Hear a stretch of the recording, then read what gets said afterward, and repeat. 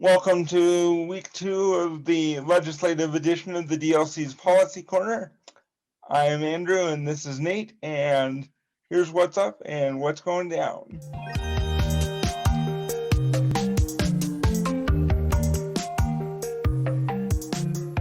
So as we mentioned in our last video, there was the instructions on how to join and give public comment virtually was on the legislature's website. I think we experienced it this week. That was a little more challenging than we had thought. So just a little bit of additional information.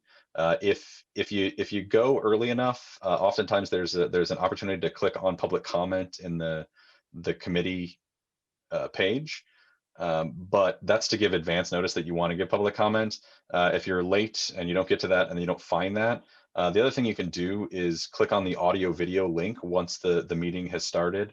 And then there should be in the corner there another link that offers to join the meeting virtually. And if you do that, you'll still have to fill out some information, your name and email, but then it should take you right into the meeting where you can raise your hand and give public comments on the spot. Today, Social Services Appropriations released their first list of potential funding items. So look through that list. We will be highlighting items that are of particular interest to us and adding those to our budget tracker on the DLC policy page. If any of those items or others are of particular interest to you, make sure you contact your legislators early and often and let them know how important it is for them to prioritize those items highly. Also, beginning on Tuesday the 26th, the committee will start discussions about how they want to approach departmental budgets. On the list is Medicaid, mental health, vocational rehabilitation, and DSPD. If you want to find out which days each of those are going to be talked about, so that you can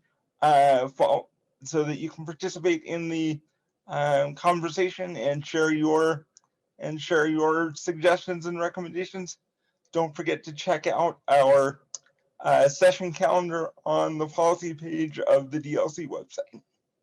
So this past week, there were a couple of bills that we mentioned in our last video dealing with crisis response to mental health. So we saw SB 53 and SB 70 go through committee. Both are looking at ways to add additional crisis response services to the system. Our comments on those is what we mentioned in our last video, that crisis response is important, and we're certainly glad to see the state making efforts there. But we do think that they need to start thinking about, building a system that the only response isn't a crisis response. Then another couple of bills we are going to be seeing late last week are dealing with accessible voting, at-home options. So we have SB 49 and SB 92. We haven't seen those go through committee yet, but we're going to be watching those. And they're looking at giving SB 49 is a pilot project that would allow for mobile voting if a municipality chooses to do so, whereas SB 92 would actually be having the state study how they could provide an accessible at-home option statewide. So we're going to be watching those and excited to see where they go.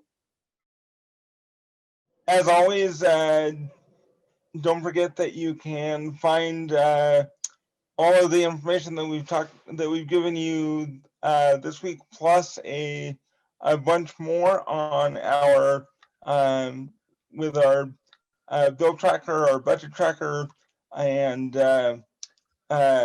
meeting calendar.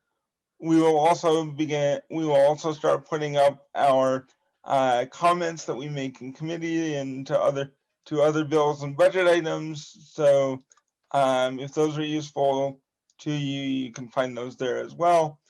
And with that, thank you again for watching, and we wish you a good week.